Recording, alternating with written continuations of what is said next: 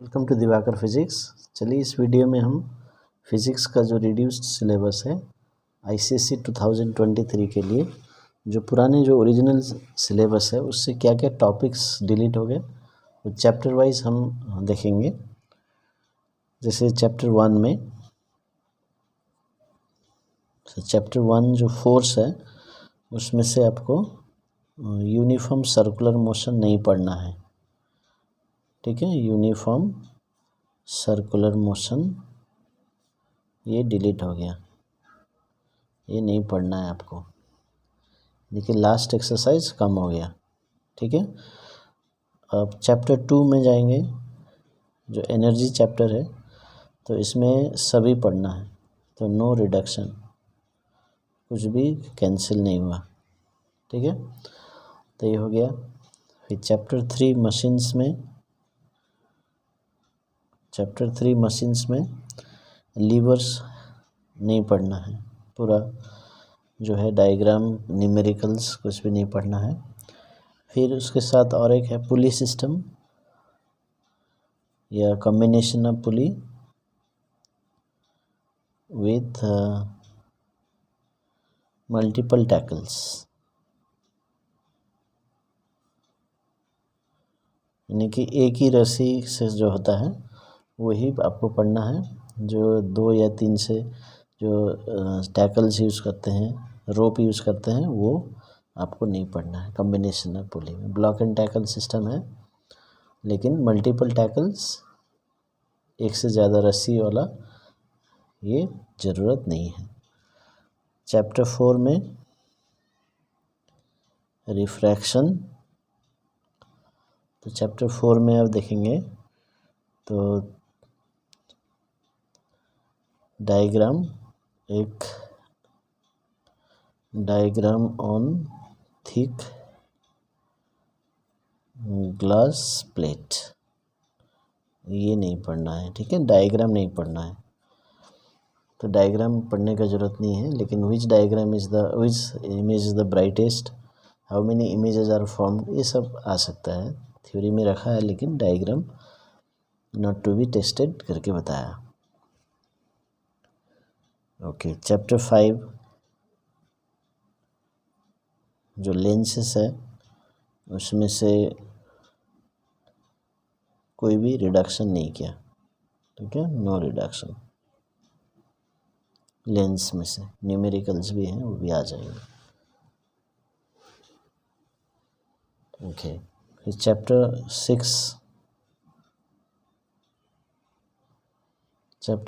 में आपको last part जो स्कैटरिंग है वो आपको नहीं पढ़ना है,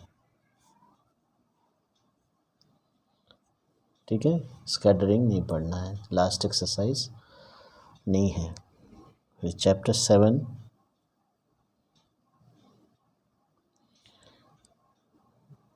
इसमें कोई रिडक्शन नहीं है, लेकिन आपको जो लास्ट पोर्शन है characteristics of sound,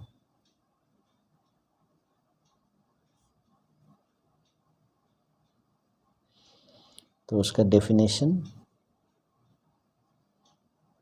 and factors only, तो यही पढ़ना है जो कैरेक्टरिस्टिक्स ऑफ साउंड से। उसमें और बाकी नॉइस पोल्यूशन तो सब ज़रूरत नहीं है, ठीक है। ओके, तो बाकी सब है। चैप्टर 8 इलेक्ट्रिसिटी से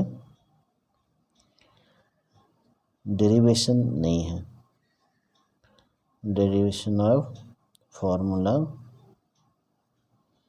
for series and parallel combination, ये आपको पहले था, अभी ये नहीं है, ठीक है।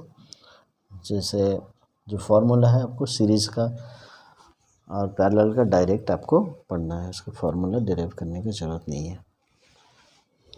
चैप्टर 9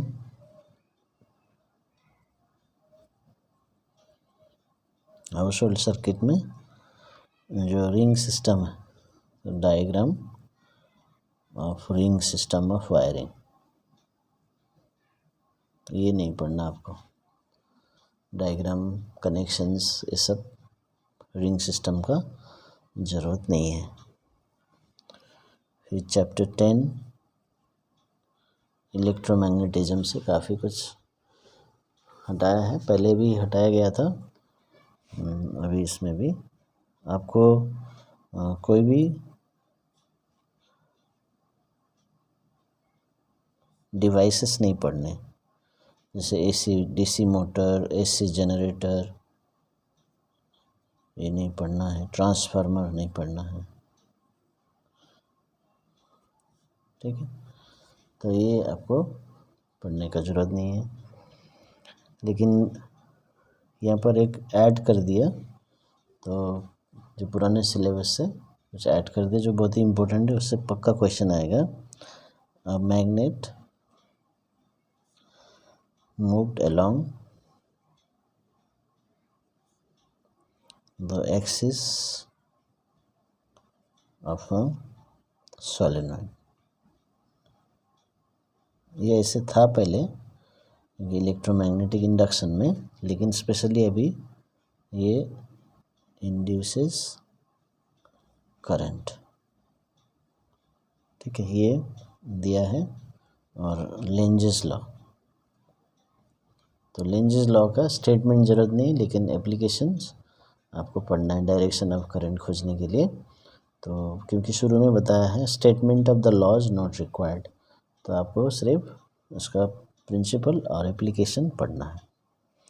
और पहले एडवांटेज डिसएडवांटेज था, अभी comparison of AC and DC ये आ गया, ये जुड़ गया है, ठीक है। तो ये पढ़ने हैं आपको, ये नया एक्सप्रेशन ऐड किया, और ये सब बिल्कुल ही नहीं पढ़ना, डिवाइसेस ज़रूरत नहीं। चैप्टर 11 में नो रिडक्शन, ठीक है, जो कैलोरीमेट्री में कोई रिडक्शन नहीं किया। और चैप्टर 12 रेडियो एक्टिविटी में जो लास्ट पोर्शन है न्यूक्लियर फिशन एंड फ्यूज़न, ये आपको नहीं पढ़ना, ठीक है। तो बाकी सब है। तो इस तरह से ये सिलेबस चेंज हुआ है, और आप इस सिलेबस के हिसाब से ही आपको पढ़ना है, और एक ही एग्ज़ाम होगा, ठीक है। वही जैसे पहले होता था 80 मार्क्स का, मार्च में, फरवरी मार्च में वही होगा, और ये सिलेबस यूज़ किया जाएगा। Thank you.